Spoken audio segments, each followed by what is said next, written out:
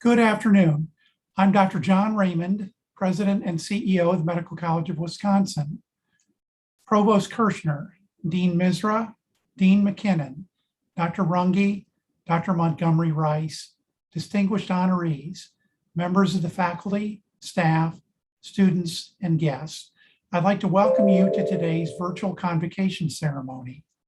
Convocation is a time to celebrate our unique contributions and to acknowledge the accomplishments and achievements of our outstanding faculty members. I'd like to offer my personal congratulations to each and to all of today's honorees. Thank you for all of your exemplary commitment and your dedication to MCW. We are indebted to you for bringing honor and international renown to our institution and for profoundly impacting our communities. I especially want to express my gratitude to all the members of our faculty for your flexibility, understanding, and dedication to MCW during these unprecedented times. And now I'm pleased to introduce the Provost and Executive Vice President of Medical College of Wisconsin and the Juliet A. Eline, MA, Dean of the School of Medicine, Dr. Joseph E. Kirschner.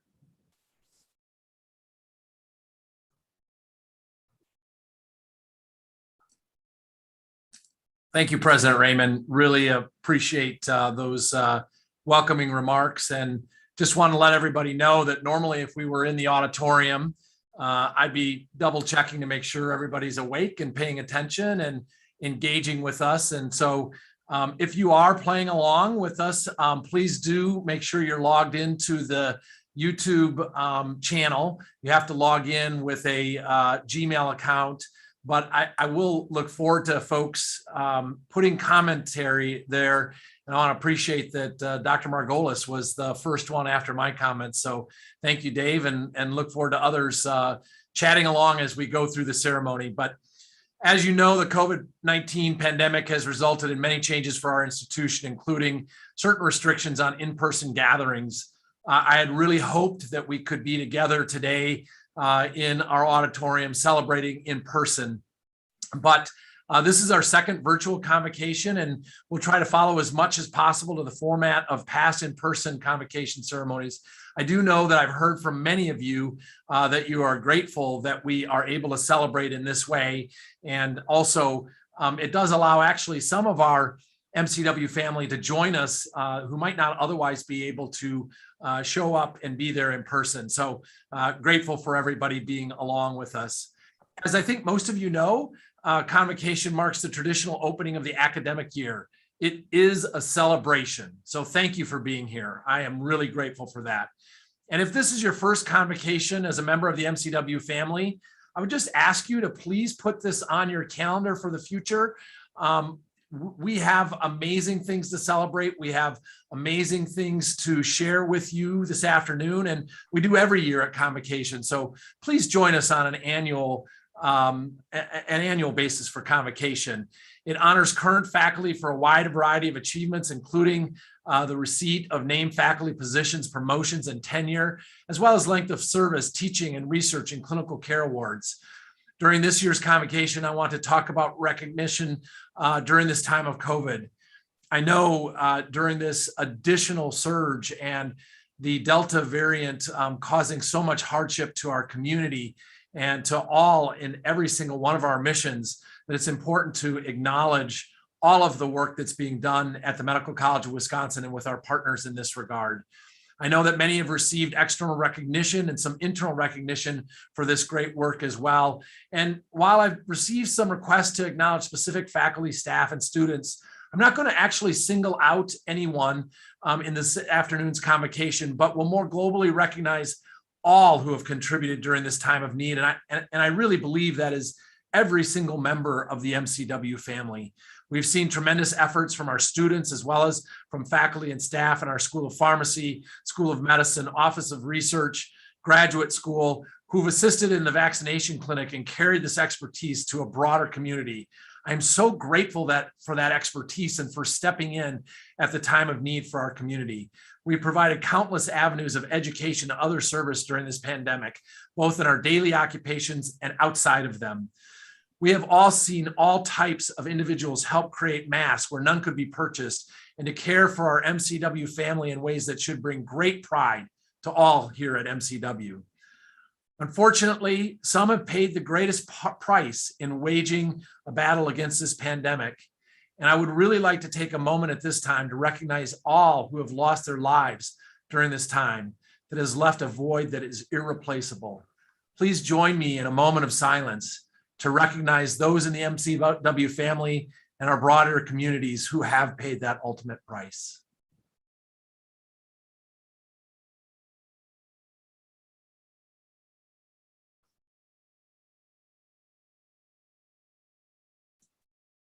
Thank you for that. And our thoughts and prayers do indeed extend to all of those individuals and their families and their loved ones.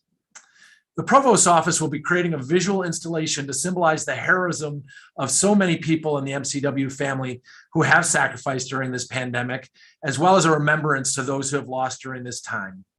I also want to acknowledge here at Convocation that this terrible pandemic has further highlighted the distance that we need to travel as a nation and right here in our own communities in the area of health equity. I wish to acknowledge that many faculty, staff, and students who have worked during this pandemic to bridge that gap and to highlight MCW's commitment to continuing to make bringing health equity to all in our communities, all in our MCW family, and the broader world we serve a highest priority. Please look for additional information related to this project in the coming months. This afternoon, though, we are extremely fortunate to have as our keynote speaker someone who is an expert nationally on health equity and one of this country's premier leaders in academic medicine, Dr. Valerie Montgomery Rice. Dr. Montgomery Rice is president and CEO of Morehouse School of Medicine in Atlanta, Georgia, and until recently also served as dean of Morehouse's School of Medicine. I've been privileged to get to know Valerie while serving as MCW's dean of the School of Medicine, and at absolutely every occasion, whether at the Council of Deans or serving with her recently on an anti-racism panel for the Josiah Macy Jr. Foundation, I have always been inspired and felt called to action by Valerie's profound words. Dr. Montgomery Rice provides a valuable combination of experience at the highest levels of patient care and medical research, as well as organizational management and public health policy. Marrying her transformational leadership acumen and strategic thinking to tackle challenging management issues, Dr. Montgomery Rice has a track record of redesigning complex organizations' infrastructures to reflect the needs of evolving strategic environments and position the organization for success through sustainability tactics. A renowned infertility specialist and researcher, she began her tenure at Morehouse School of Medicine in 2011, serving as the dean and executive vice president. Prior to joining Morehouse School of Medicine, Dr. Montgomery Rice held faculty position and leadership roles, including the founding director of the Center for Women's Health Research at Meharry Medical College, one of the nation's first research centers devoted to studying disease that disproportionately impact women of color. Dedicated to the creation and advancement of health equity, Dr. Montgomery Rice lends her vast experience and talents to programs that enhance pipeline opportunities for academically diverse learners. She diversifies the physician and scientific workforce and fosters equity in healthcare access and health outcomes. She holds membership in various organizations and participates in a number of boards, such as the board of directors for 23andMe, CARE Inc., Headspace, the Metro Atlanta Chamber, Josiah Macy Jr. Foundation, the Nemours Foundation, United Health Group, and WellPath. Additionally, she is a proud member of the National Academy of Medicine and the Horatio Alger Association of Distinguished Americans and received the 2017 Horatio Alger Award. For 3 consecutive years, Georgia Trend magazine selected Dr. Montgomery Rice as one of the 100 most influential Georgians. Other honors include the Dean Griffin Community Service Award from the Georgia Institute of Technology, Girls Inc. 2019 Smart Award, the National Medical Association OBGYN 2019 Legend of the Section Award, National Coalition of 100 Black Women, Women of Impact, and the American Medical Women's Association Elizabeth Blackwell Medal. A Georgia native, Dr. Montgomery Rice holds a bachelor's degree in chemistry from the Georgia Institute of Technology, a medical degree from Harvard Medical School, an honorary degree from the University of Massachusetts Medical School, and a Doctor of Humanities Letters honorary degree from Rush University. She completed her residency in obstetrics and gynecology at Emory University School of Medicine and her fellowship in reproductive endocrinology and infertility at Hutzell Hospital. Valerie, I wish we were here together in person, but I am so grateful to you for your leadership and for joining us in this fashion. Please be welcome to the microphone. Thank you, Provost Kirshner, for that all too gracious introduction. And now I will say, Joe, I did not include that long introduction in any of my minutes that you gave me to speak. So I'm going to continue on. So thank you to the Board of Trustees, President Raymond, and the entire Medical College of Wisconsin family for inviting me to share in this momentous occasion as you usher in another year of pioneering pathways to a healthier world. Morehouse School of Medicine and the Medical College of Wisconsin really have a shared mission of ensuring that the knowledge we gain translates to healthier communities and, more importantly, a more equitable future. So it's truly an honor for me to be here today as your keynote speaker. The college's pursuit of new knowledge and laudable commitment to service and excellence in education, research, community engagement, and care delivery makes this institution one that's after my own heart. And I too hate that we cannot fellowship together in person as I had originally planned. But COVID-19 had other goals. They had other plans for us that we could not have even imagined just 2 years ago. What I'm proud of, though, is despite the challenges and adversity, I remain optimistic for what's possible. And that optimism only grows when I think of the innovative and transformational work occurring at academic health centers and research centers across the country. The Medical College of Wisconsin is certainly among those, from the vaccination clinic that you stood up earlier this year to the COVID-19 Resource Center on your website. You have provided trusted and accurate information and resources to the residents of Wisconsin, the employees and faculty of MCW. And you are obviously making a difference in the lives and the communities you serve. Again, an institution after my own heart. I joined Morehouse School of Medicine in 2011 as the Dean and Executive Vice President. And in 2014, I was inaugurated as the President and Dean. And I now serve as the President and CEO only, because we just named and welcomed our new Dean, Dr. Joseph Adrian Tyndall, on July 1st. It has been 10 years since I joined this freestanding medical school, seated in the heart of the historic West End district, where legends such as Dr. Martin Luther King Jr.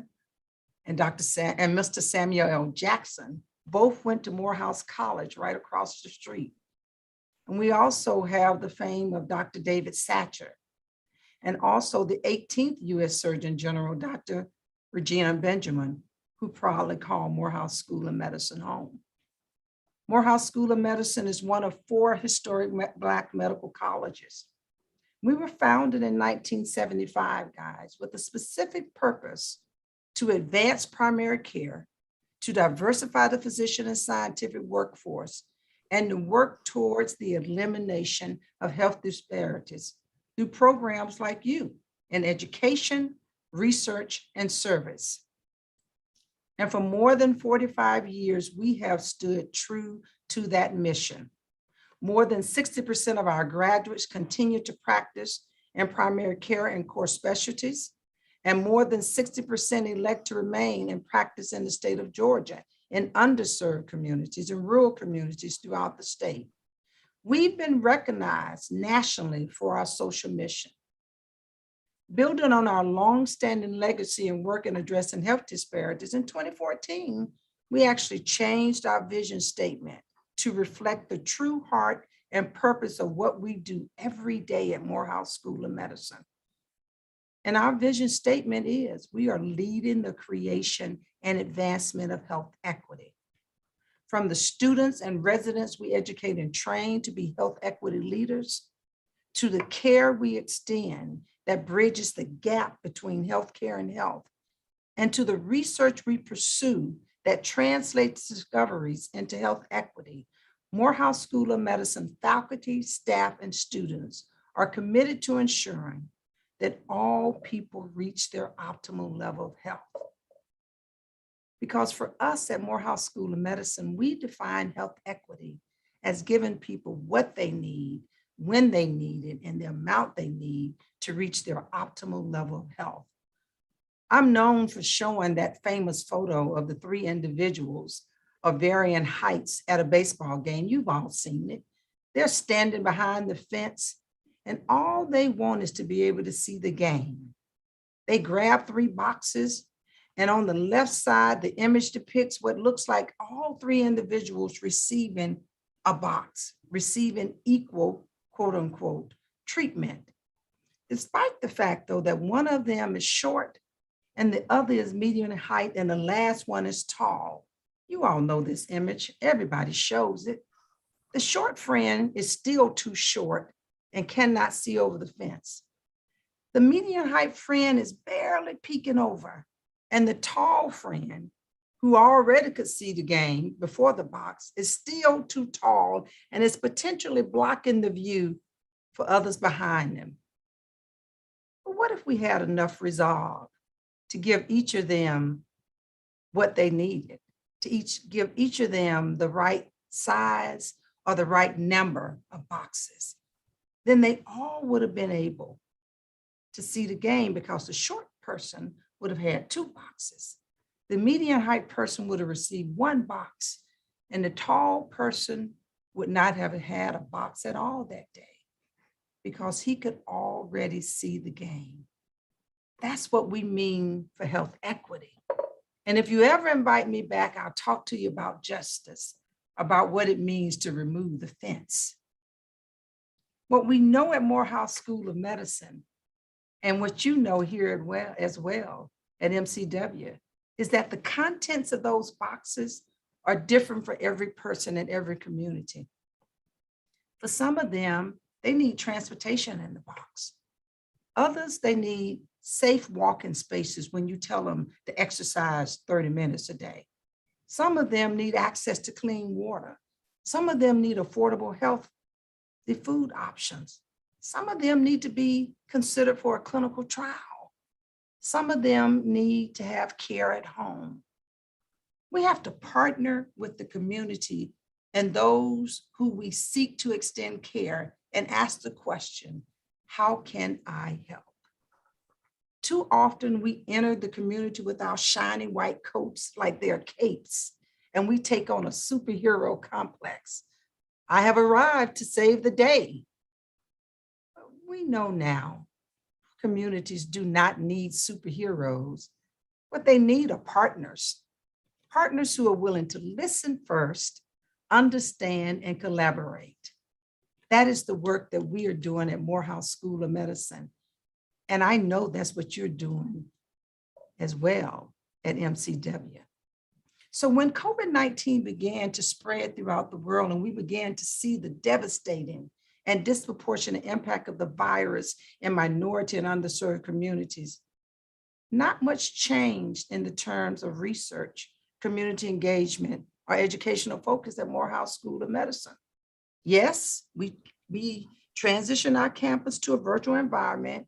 And yes, we ramped up our telehealth visits, and we changed many of the logistics of how we carried out our work to keep the community safe. But we also knew that what we had been doing for the community was going to stand the test of time. We knew that the world needed our voice, our knowledge, and our expertise in addressing health inequities, conducting clinical trials in minority populations, and engaging in underserved opportunities for these communities to promote health innovation. This pandemic has been a glaring example of the impact of the social determinants of health in creating disparities in outcomes and access. The disproportionate impact in Black and Brown communities we saw early on was a direct result of persons from communities not being able to socially distance.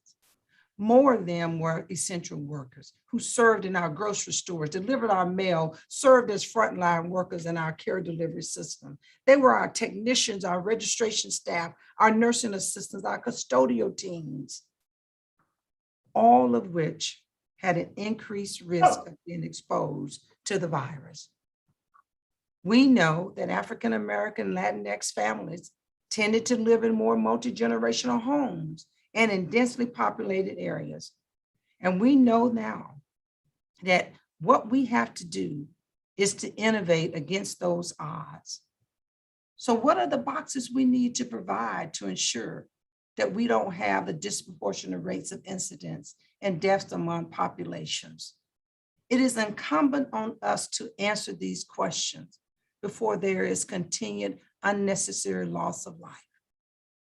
Perhaps in that box we needed was more PPE, more easy access to testing. And when we eventually got to implement our strategies, the rollouts didn't occur early and fast enough to mitigate the hundreds of thousands impacted. When I selected this title, Equity and Inclusion, post the pandemic, the vaccine was well underway, and we were safely and slowly returning to a time we all long for. But today, 18 months into this pandemic, we are still seeing the loss of life from this virus at rates that I would have never expected, particularly with a vaccine in place that decreases hospitalizations and deaths. So even though we are still in the throes of fighting this pandemic, we have to continue to think through the lessons we have learned. And we have to have an equity lens to our approaches, because we've moved from vaccine hesitancy to vaccine resistance. And as long as we're in this place of resistance, we will not get out of this cycle that this virus has us in. We've laid a foundation. We know the drivers of health equity. First and foremost, we must address what we define at Morehouse School of Medicine are the political determinants of health. Political determinants of health guides are basically the health policies and systems that create the social drivers that impact health. Poor environmental conditions, inadequate transportation, unsafe neighborhoods, lack of healthy food options, all which began and have continued hundreds of years ago, but became very evident when redlining was around and continues to be there today. Those are social determinants of health that continue to be realized based on policy. Those things have to be addressed. We also have to address the miscommunication between science and information. We have to make sure that we have trust in the community. We have seen how or what happens when the communities are not informed. We have seen that. We have seen what it means when we don't have an educated workforce. We have seen what it means when trust is not there between a provider and a patient or community. We believe that diversity of the healthcare workforce matters, and it should be a reflection of the communities that are being served. And I don't mean it in just ethnicity and race alone. We know that people come from different walks of life. And so I am talking about the life experiences that are seen and experienced by people. That's what we call cognitive diversity. And that cognitive diversity, you all, is what allows you to be able to sit across from your patient and say, based on who's sitting in front of me, what's possible. And if you do that with every one of your encounters, it forces you to pause and consider the whole person sitting in front of you. It forces you to ask yourself, does this person actually have transportation? Does this person actually have access to the resources that will allow them to get that prescription filled? We must be able to meet our patients where they are, engage them in ways that make them feel empowered versus defeated, and help them navigate this complex system. And last, we must collaborate and partner. The creation and distribution of this vaccine is a perfect model for what's possible in assigning what is necessary for us to achieve health equity. What was achieved in this public-private partnership for the development of this vaccine is what we need in so many of the communities that we serve. We now see vaccine clinics where we are able to build bridges between healthcare and health. We're innovating against the odds. So while the pandemic has taught us many lessons around telehealth and health informatics and data, we know that because of the lack of broadband, we don't always see the benefit reaching every community. That's where that policy comes in.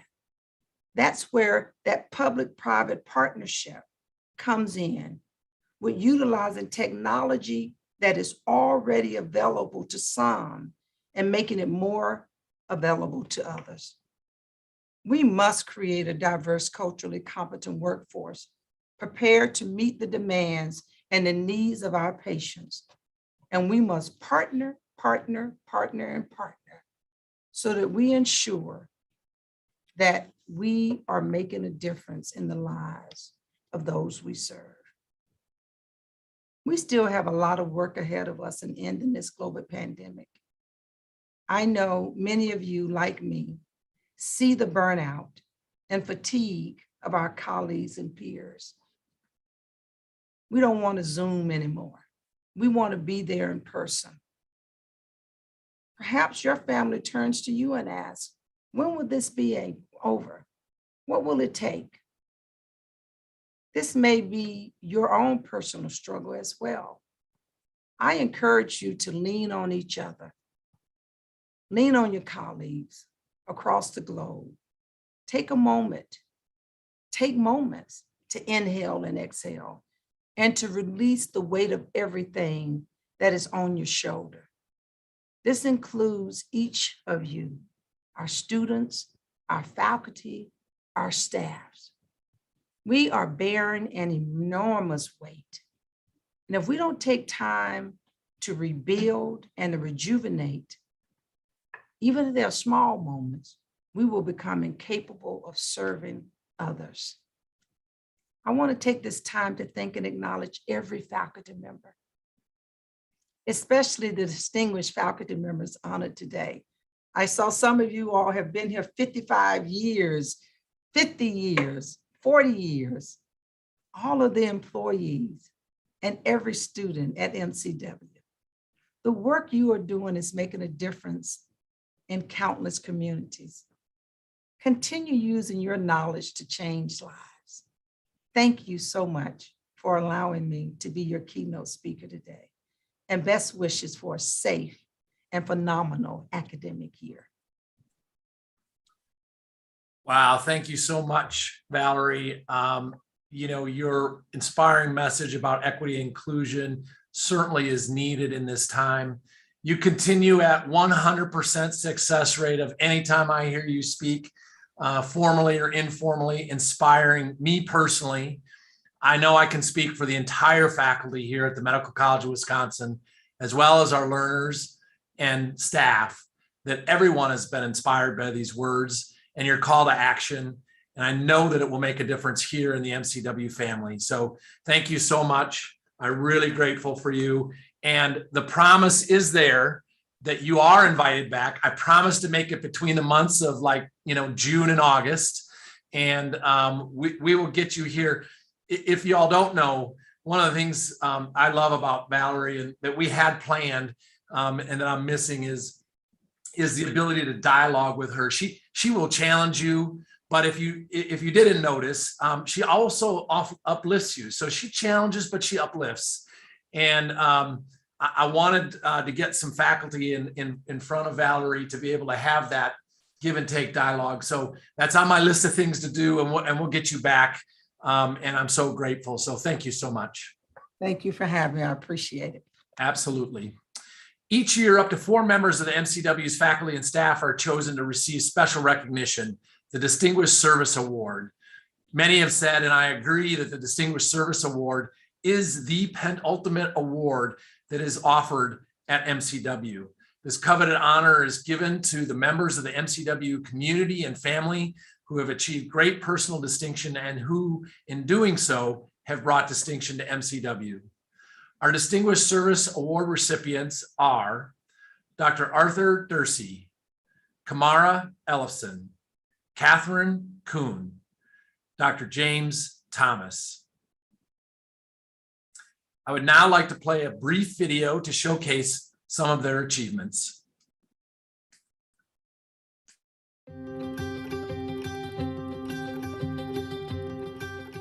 Dr. Art Dursey is MCW's Julia and David E. Line Chair in Medical Humanities, tenured professor of bioethics and emergency medicine, and director of the Center for Bioethics and Medical Humanities. He joined the faculty in the Department of Emergency Medicine in 1983. He attained the rank of professor in 2006 and has led the Center for Bioethics and Medical Humanities since 2009.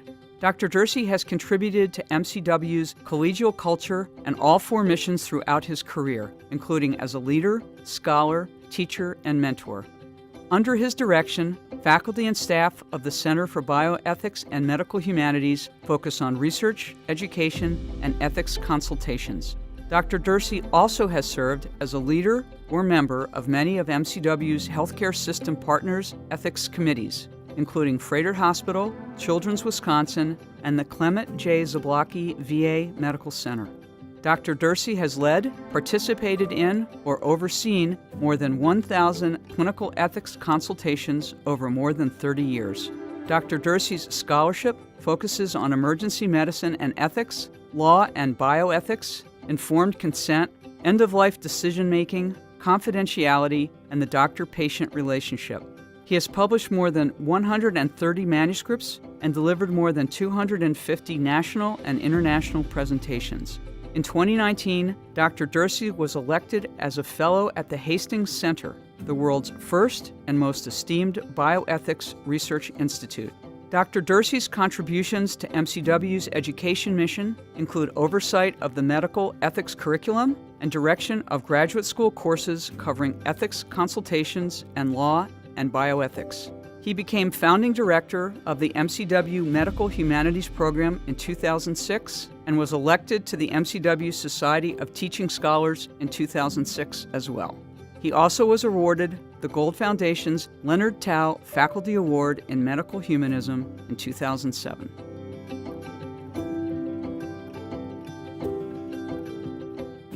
Kamara Ellefson is MCW's National Director for Partnerships in the Kern National Network for Caring and Character in Medicine. She joined MCW in 1998 as an employment specialist and was promoted up the ranks in the Office of Human Resources. She has played integral roles in shaping executive recruitment, talent acquisition, and staff and faculty development at MCW. Ellefson was MCW's first staff recruiter in 1998 and built the talent acquisition function that is still being used today. She later guided improvements in faculty recruitment and retention that have enhanced consistency across academic units. Ellefson also played a pivotal role in establishing a faculty and staff engagement survey tool to listen to more voices throughout MCW. she used information from employee responses to guide the development of Emerge and the Leadership Academy to help facilitate professional development, mentorship, and career growth. As a champion for diversity, equity, and inclusion, Ellefson helped lay a strong foundation for enhancing an inclusive institutional culture of collegiality and collaboration. She contributed to the launch of National Coalition Building Institute workshops at MCW and facilitated the creation of what is now the Office of Diversity and Inclusion and the Diversity and Inclusion Action Committee. Ellefson has been committed in every role she has held to her desire in serving the people of MCW and advancing a culture of health and engagement for all. In late 2019, Ellefson accepted the position of Interim Vice President for Human Resources and Faculty Affairs. A few short months later, she was a core member of the COVID-19 response team, developing the many facets of MCW's reaction to the global pandemic. Ellefson focused on how the pandemic affected the people of MCW, both personally and professionally. She and her team were central to the success of many adaptations, including virtual work policies and best practices, contact tracing, and financial mitigations.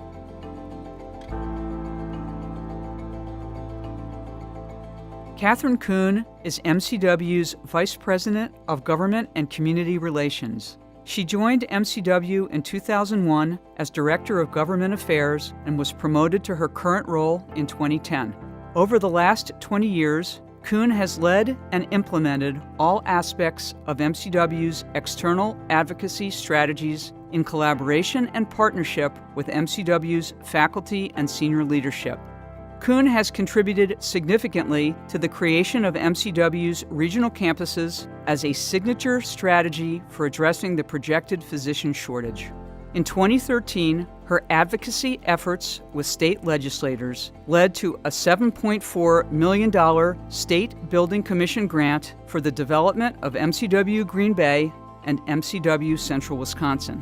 Kuhn also has helped generate crucial support for graduate medical education expansion efforts that are important for improving patients' access to care, including successfully advocating for the creation of a $5 million graduate medical education grant program within the Wisconsin Department of Health Services. Kuhn's legacy at MCW extends into the research mission, where she has helped provide critical infrastructure and laboratory space for MCW scientists pursuing new discoveries. Kuhn worked with elected officials to obtain a $25 million State Building Commission grant for aiding in the construction of MCW's Translational and Biomedical Research Center. In 2019, her team obtained $10 million in the state budget to support construction of a new cancer research building. Kuhn also has provided expert guidance to investigators with research strengths that match scientific priorities at the U.S. Department of Defense, which has led to increased extramural funding. Kuhn also has worked to enhance access to specialty care throughout Wisconsin, including efforts since 2013 to support the creation of the Wisconsin Child Psychiatry Consultation Program. This program has grown through increasing state support and now covers the entire state of Wisconsin thanks to $2 million of ongoing annual funding in the state budget.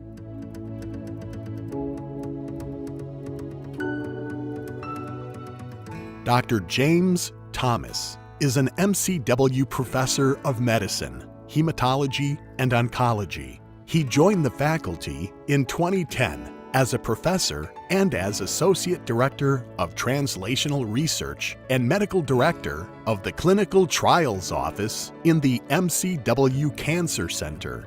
Dr. Thomas brought to the MCW Clinical Trials Office an inspiring vision of a more collaborative, cohesive, and multidisciplinary approach to clinical research. He developed, planned, and orchestrated the creation of a consolidated clinical cancer research model that reflects the National Cancer Institute's expectations of designated cancer centers. He led the Clinical Trials Office through a period of significant growth, from 32 employees in 2012 to more than 100 faculty and staff members. His leadership led to tremendous increases in clinical trial enrollment in treatment trials, from 180 patients in fiscal year 2011 to more than 500 patients in fiscal year 2021. As a clinician, Dr. Thomas serves as a medical oncologist with a focus on gastrointestinal cancers. He provides clinical leadership as Section Chief for Solid Tumor Oncology in the Department of Medicine's Division of Hematology and Oncology. His excellence as a mentor is key to the section's growth and success.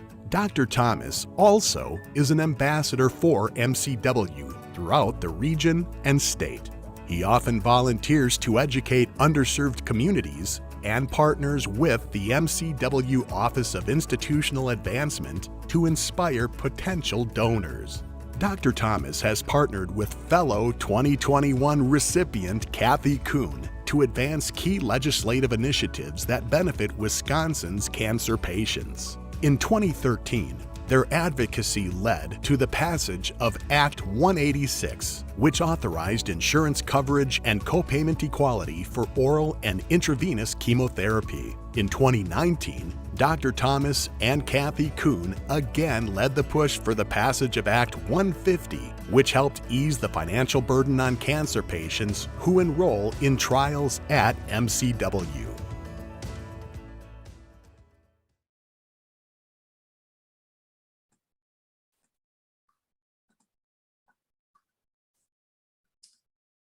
Congratulations to you all. If you're not inspired by those accomplishments, boy, I know you all are. It's just amazing to see the kind of work that's being done. And I just want to take my hat off to everybody on that list and really all of our faculty who contribute in so many ways. But this group of individuals that we're specifically honoring today have made fantastic achievements, and the dedication to the Medical College of Wisconsin has just been amazing. So in addition, we want to honor some new leadership roles. And over the past year, MCW has named 3 new deans, 1 assistant provost, 1 new department chair, and 1 new center director. Please join me in congratulating the following faculty members on their new appointments. Dr. Michael Deininger, Associate Dean for Research. Dr. Jason Jarzembowski, Senior Associate Dean for Clinical Affairs, Pediatric Practice. Dr. Marty Muntz, Associate Dean for Curriculum. Dr. Jennifer Apps, Assistant Provost for Faculty Affairs. Dr. John Manch, Chair of the Department of Pharmacology and Toxicology. Dr. Bronwyn Shaw has been named the new Chief Scientific Director for the Center for International Blood and Marrow Transplant Research. Congratulations to Drs. Jarzembowski, Deininger, Apps, Manch, and Shaw. Today, we are also celebrating those members of our faculty who are new recipients of named positions. Dr. Michael Dwinell has been appointed to hold the Hannes Stepka Rettig Endowed Chair in Cancer Research. This chair was established by the estate of Margaret Rettig to support cancer research. Dr. Leonard Aghetti has been appointed to hold the Milwaukee Community Chair in Health Equity Research. This chair was created to support efforts to reduce the burden of chronic disease and eliminate health disparities in high-risk communities. Dr. Cecilia Hillard has been appointed to hold the G. Frederick Caston Jr. Endowed Chair in Parkinson's Disease Research. This chair honors Fred Caston's legacy by contributing to significant research advances in order to better treat patients suffering from this devastating disease. Dr. Candace Klug has been appointed to hold the James S. Hyde Professorship of Biophysics. Numerous donors created this chair in 2009 to honor the longtime professor of biophysics and director of the Biophysics Research Institute and the National Biomedical EPR Center at MCW. Dr. Matthew Levy has been appointed to hold the Kellner Professorship of Pediatrics. Mary and Ted Kellner and their families, Kelvin Foundation, created this named faculty position in 2008. Dr. Gwen Lomberg has been appointed to hold the Joel and Arlene Lee Chair in Pancreatic Cancer Research. This chair reflects the Lee's commitment to medical discovery and innovative treatments to benefit families affected by pancreatic cancer. Dr. John Manch has been appointed to hold the Florence Williams Professorship of Pharmacology and Toxicology. The professorship was created in 2016 through a gift from the estate of Florence J. Williams, who worked as a nurse at Columbia Hospital in Milwaukee. Dr. Michael McCrae has been appointed to hold the Shaker K. Kirpad MD PhD Chair in Neurosurgery. This chair was created to support research in MCW's Department of Neurosurgery, especially studies undertaken through the Center for Neurotrauma Research. Please join me in recognizing the accomplishments of our distinguished faculty colleagues.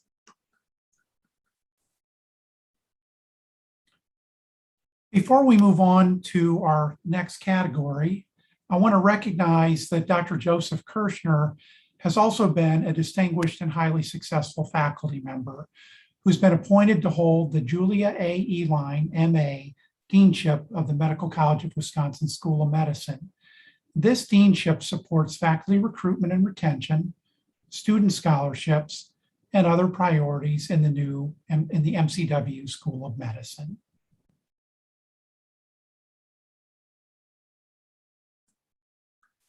Thank you so much, President Raymond. Greatly appreciated. I want to just specifically acknowledge Julia Eline, who I know is here with us today, and all of her great support. It's just been grateful. I've been grateful to work with her, and so grateful that she established this deanship in the School of Medicine.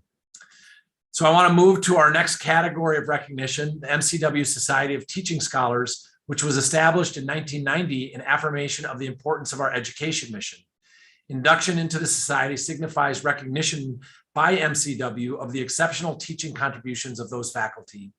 This year, I wish to introduce 7 MCW faculty members whom I will induct into the MCW Society of Teaching Scholars.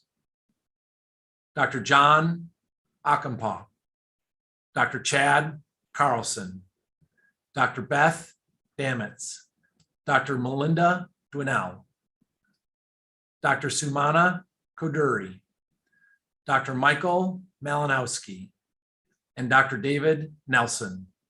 I hope that you will accept our congratulations. I know that you will continue to stimulate excellence and innovation in teaching at MCW. Thank you so much.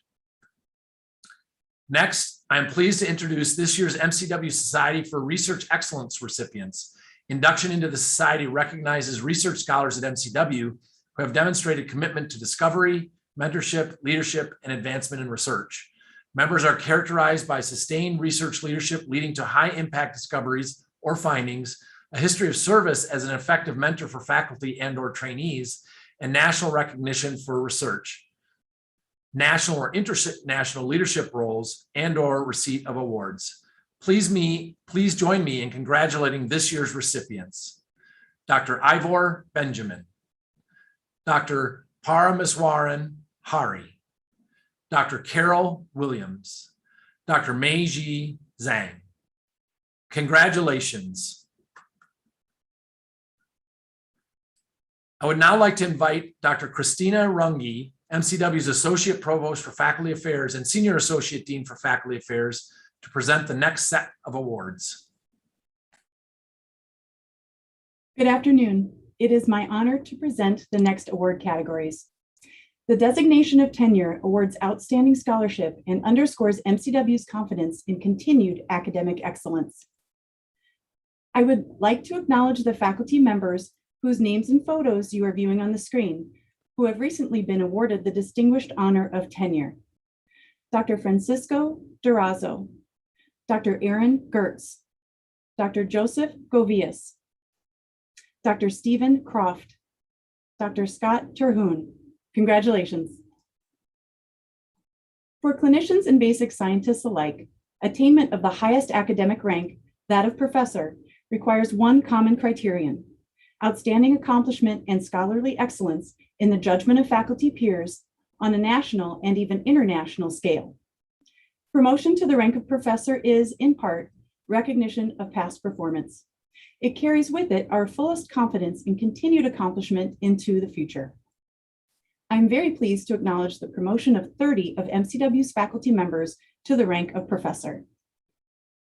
Dr. Andrea Antonescu Turku, Dr. Donald Basil, Dr. Mir Abdul Basir, Dr. Jonathan Bach, Dr. Iguang Chen, Dr. Yvonne Chu, Dr. Robert Chun, Dr. Karen Dean Bernhoft, Dr. Christina Diaz, Dr. Sabina Deer, Dr. Herodotus Elenis, Dr. Aaron Gertz, Dr. Joseph Govius, Dr. Kenneth Jacobson, Dr. Candace Johnstone, Dr. Jennifer Koop, Dr. Yu Liu, Dr. Mohit Maheshwari, Dr. Erica Peterson, Dr. Andrew Petrol, Dr. Jacob Pranuski, Dr. Rowena Punzelin, Dr. Peter Rossi, Dr. Wael Saber,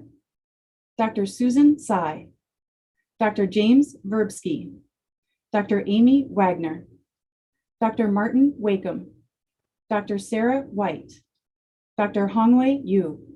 Congratulations. The next set of names appearing on your screen are the 49 MCW faculty members promoted to the rank of associate professor this past year. These individuals have demonstrated continued achievement in scholarship and professional growth. Their promotion is an acknowledgement by MCW of their significant academic contributions. Congratulations. MCW also wishes to recognize our faculty colleagues who have contributed their immense talent, unwavering dedication, and treasured collegiality over many years. Let us acknowledge the incredible faculty who share their long-term anniversaries at MCW this year. We thank them for their service, their previous achievements, and future accomplishments. While thanks goes out to all members of our faculty for their commitment to MCW's missions, regardless of their length of service, I wish to recognize those faculty members who have during the past year attained 20, 25, 30, 35, 40, 45, 50, and 55 years of service. I would like to start by recognizing those faculty members whose contributions to MCW span 20 years of continuous service. Dr. John Akampaw, Dr. Mir Abdul Basir, Dr. Laurel Bear, Dr. Megan Browning, Dr. Edward Callahan, Dr. Susan Davids, Dr. David DeDionis, Dr. Melinda Dwinell, Dr. Michael Dwinell, Dr. Mary Epen, Dr. Carol Everson, Dr. Salim Furat, Dr. Michael Goralnik, Dr. Amy Heffelfinger, Dr. Martin Hessner, Dr. Yasna Yevtich, Dr. Bruce Kaufman, Dr. Suresh Kumar, Dr. K. Jane Lee, Dr. Michael Lund, Dr. Alfonso Martinez, Dr. Richard Met, Dr. Adrian Miranda, Dr. Joan Neuner, Dr. Francis Peterson, Dr. Susan Retzak, Dr. Kenneth Shellhaze, Dr. Cheetson Shih, Dr. Rodney Sparapeny, Dr. Tatiana Strong, Dr. James Strotman, Dr. Vitold Subchinsky, Dr. Gary Sudakoff, Dr. Scott Van Wy, Dr. Brian Volkman, Dr. Joe Weiss, Dr. Heidi Zafra, Dr. Don Zart, Dr. Thomas Zart. Congratulations to all. I would now like to introduce those faculty members who are being recognized for 25 years of service. Dr. Kathleen Beckman, Dr. Joseph Kirschner, Dr. Beth Krippendorf, Dr. Cheryl Marana, Dr. Hurrier Misrobian, Dr. Robert Montgomery, Dr. Mary Rays, Dr. William Rilling, Dr. Matthew Scanlon, Dr. Kathleen Schminda, Dr. Bhavna Sheth, Dr. Daniel Warman. Congratulations to all. I'm pleased to introduce the following faculty members who have completed 30 years of service. Dr. Richard Behrens, Dr. Julie Biller, Dr. Jeffrey Kelly, Dr. Diana Moss, Dr. Julianne Newcomer.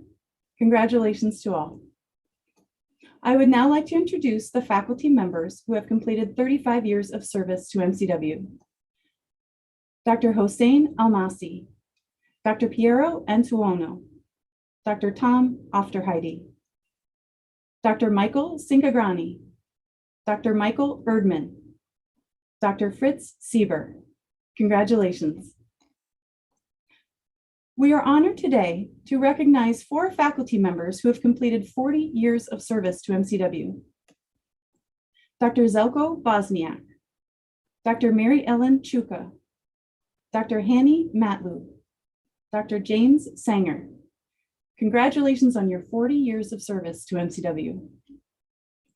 I would now like to introduce the faculty members who have completed 45 through 55 years of service to MCW, some of whom who have reflected on their time at MCW that I will share with you as I call their names. We are honored today to recognize 3 faculty members who have completed 45 years of service to MCW. Dr. Alan Bloom. Dr. Bloom shared, "As I reflect on my time spent at MCW, I feel great satisfaction in thinking about the large number of physicians and scientists whose education that I've participated in. It is one of the best legacies that I, as a medical educator, can leave to society." Dr. Bruce Kamita. Dr. Kamita recollected, "My fondest memories are the scores of individuals who helped me to achieve the things that made our programs at MCW special. MCW inspired me to think that the impossible might become possible. Words of wisdom: do not be afraid to think or dream outside the box." And Dr. Peter Zonla. Congratulations to all. We are honored today to recognize 1 faculty member who has completed 50 years of service to MCW, Dr. Edward Zuperque.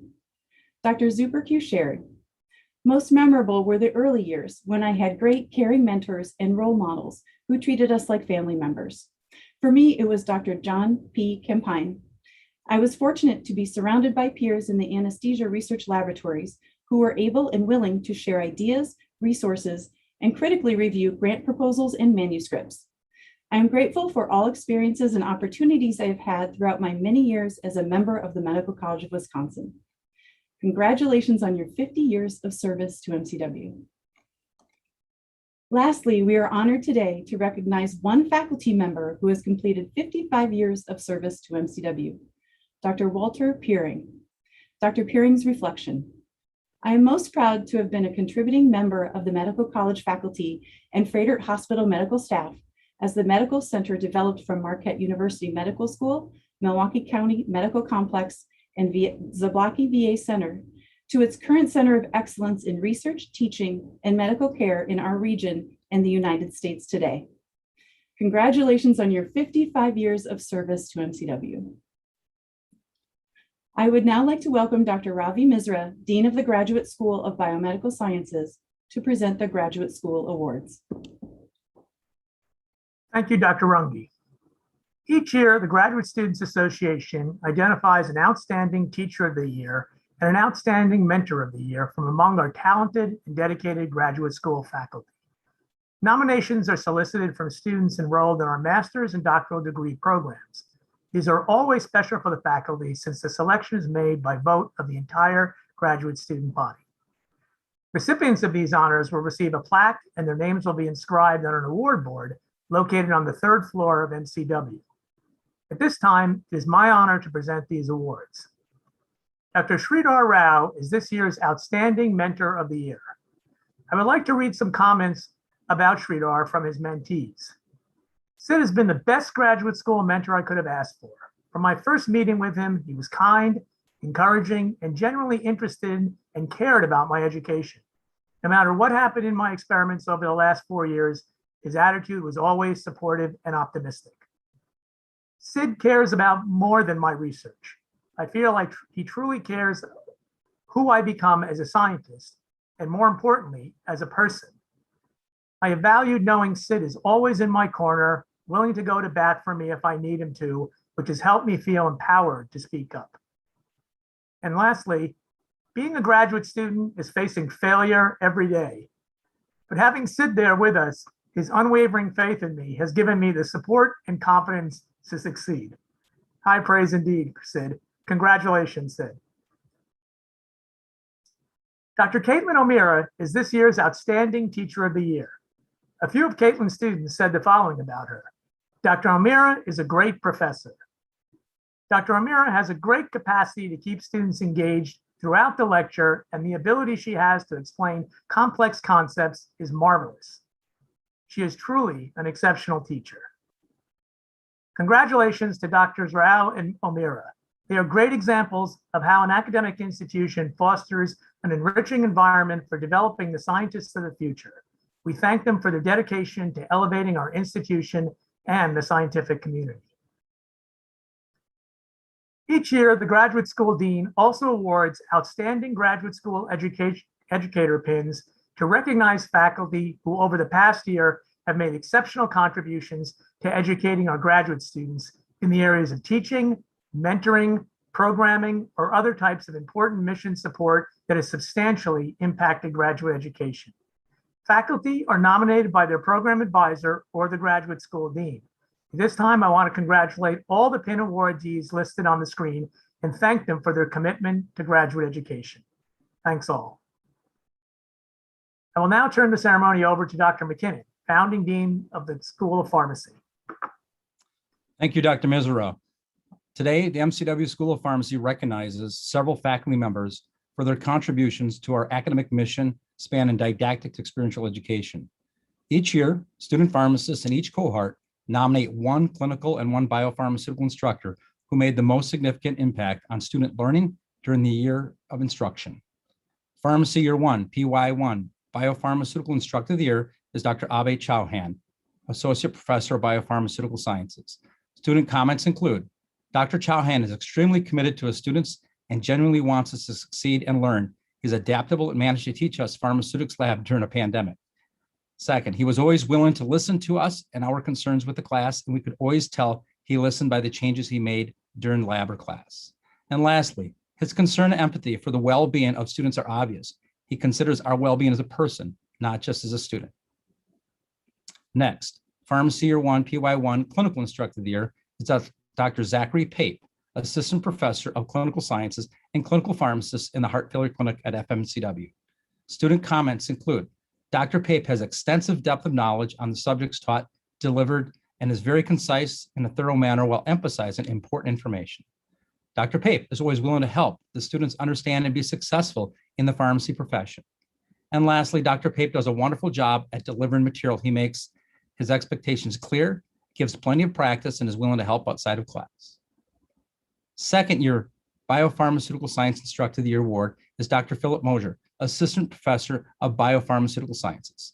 Comments included, Dr. Mosier articulates the nuances of medicinal chemistry in a way that is digestible for students. His use of organization in his slides and his ability to demonstrate for students using technology was extremely helpful.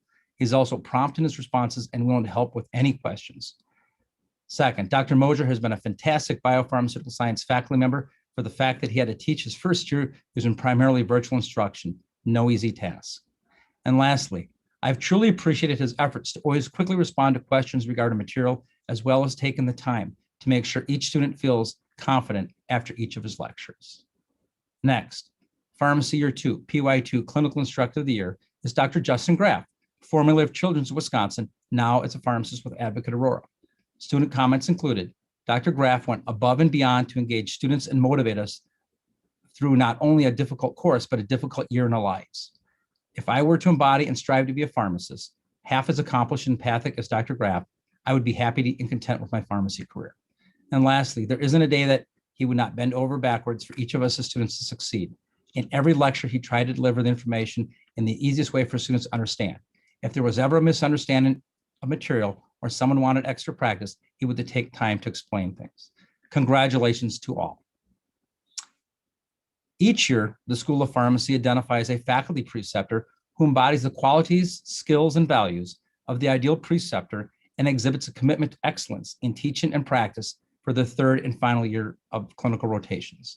Nominations for preceptors who have demonstrated excellence in clinical teaching are solicited from students who have completed 6 of their 7 6-week blocks in advanced clinical rotations in their Doctor of Pharmacy education, at which point they will have experienced rotations in community, hospital, interprofessional, and elective settings. MCW School of Pharmacy Faculty Preceptor of the Year is Dr. Sarah Robolinski, Director of Experiential Education, Assistant Professor of Clinical Sciences, and Antimicrobial Stewardship Pharmacist at FMCW. Comments from students include, Dr. Robolinski has consistently displayed her commitment to help me find my place in the pharmacy world in a way I can never forget. As a longitudinal APPE student, most of my APPE rotations were to be at Frederick, but because of a health incident occurred, I lost a week of rotation. She helped me complete it in a timely manner. Dr. Robolinski has provided me a role model that I one day hope to be like when I am a pharmacist. Congratulations to Dr. Robolinski, who serves as a role model for model practitioner for our students. Thank you for your dedication to the clinical education of the pharmacists of the future, Dr. Robolinski. In summary, these faculty exemplify the excellence in pharmacy education and practice that provides our student pharmacists with formative experiences that they will take forward for the rest of their professional years in practice as pharmacists. Thank you to all our faculty who embody these same principles. I'll now turn the ceremony back over to Dr. Kirshner. Thank you, and appreciate all the commentary and all the acknowledgements that came from Dr. Runge, as well as Deans Misra and McKinnon. We really have a lot to be grateful for here at the Medical College of Wisconsin. The Julia A. Eline, MA, Dean of the School of Medicine's Clinical and Translational Science Institute Award was established in 2014 to recognize one or more investigators who have made a discovery or breakthrough in translational science, or to an individual who has made a significant improvement to the research infrastructure and or process of accelerating translational research at MCW. This year's recipient is Dr. Parameswaran Hari. Congratulations, Hari. You are so well deserving of this award. I will now present the Edward J. Lennon Endowed Clinical Teaching Award, the Marvin Wagner, MD Clinical Preceptor Award, and the Leonard Tao Humanism in Medicine Award. The Edward J. Lennon Endowed Clinical Teaching Award was established by the late Dr. Edward Lennon, who served a distinguished career at MCW as a faculty member, dean, and ultimately president of the institution. With this award, it was Dr. Lennon's intent to annually recognize clinical full-time faculty in the early stages of their career who are committed to teaching and to the development of instructional strategies and tools. The following statement was written by Dr. Lennon, and it applies today as it did then. Teaching is at the core responsibilities borne by medical schools to society and to our profession. Our graduates are our most important products, for they will determine the quality of healthcare for the future. I know that Dr. Lennon was deeply honored and proud to have his name associated with an award for outstanding clinical teaching. I believe he would be most pleased to join us in congratulating and applauding this year's recipient of the Edward J. Lennon Endowed Clinical Teaching Award. Dr. Sarah Dunbar, Dr. Raina Higgins, Dr. James McCarthy, and Dr. Anna Palatnik. Congratulations to you all. The Marvin Wagner Clinical Preceptor Award was established by the Faculty Assembly. This award was named in grateful appreciation of Dr. Marvin Wagner, who exemplified enthusiasm, dedication, and commitment to the highest standards of teaching during his many years as a clinical faculty member here at MCW. And I can attest as an alum that his anatomy lectures were indeed enthusiastic and entertaining. The Marvin Wagner, MD Clinical Preceptor Award is presented annually to outstanding clinical faculty members in recognition of excellence in medical education. Congratulations to this year's recipients. Dr. Ashley Hale, Dr. Richard Daniels, Dr. Paul Veldhaus. Congratulations to you all. Dr. Wendy Pelletier is the recipient of the Leonard Tao Humanism in Medicine Award. The criteria for the Leonard Tao Humanism in Medicine Award, presented by the Arnold Gold Foundation and selected by our MCW chapter of the Gold Humanism Honor Society, include the following: to serve as a role model for students in the demonstration of empathy, compassion, and cultural sensitivity in the delivery of healthcare, to exhibit enthusiasm and skill in interacting with students while engendering trust and confidence, and to adhere to the highest professional and ethical standards. Please join me in congratulating Dr. Peltier as this year's recipient of the Leonard Tao Humanism in Medicine Award.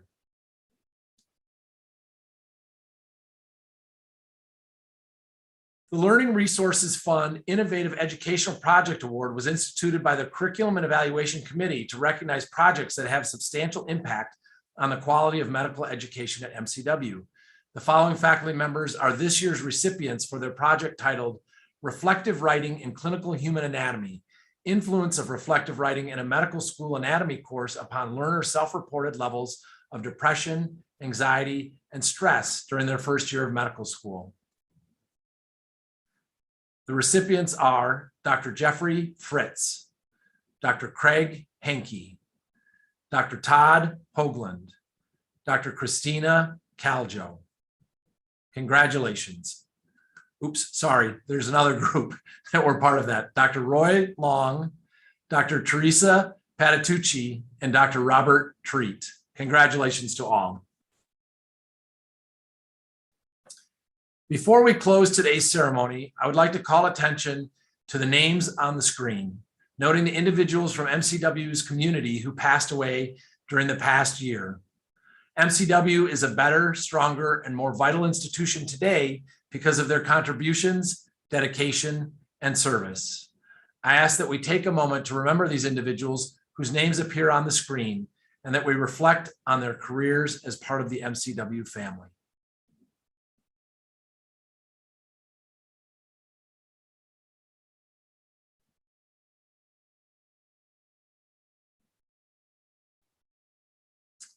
Thank you for your thoughts and considerations for these members and their faculty. Again, I'd like to wish each and every honoree my sincere congratulations and thanks on behalf of the Medical College of Wisconsin for all you do every day. In addition to the awards we have recognized today, the electronic program book is posted on Infoscope and contains additional faculty awards and honors that have been recognized throughout the last year. I really hope that some of you will peruse this electronic program book and congratulate your faculty and colleagues in a way that's most appropriate. Faculty awardees can expect their awards to arrive through interoffice mail in the days ahead. In closing, I'm extremely proud of the multitude of ways in which our faculty have responded both professionally and personally to the unprecedented challenges of the past year and a half. I'm extremely grateful for your continued dedication to MCW through your steadfast support across all of our missions. I'm grateful to Dr. Valerie Montgomery Rice for her words of wisdom, enthusiasm, and encouragement as she joined us today. Please continue to stay healthy and safe. I hope to see all of you in person at next year's convocation ceremony. Thank you for attending today's virtual ceremony.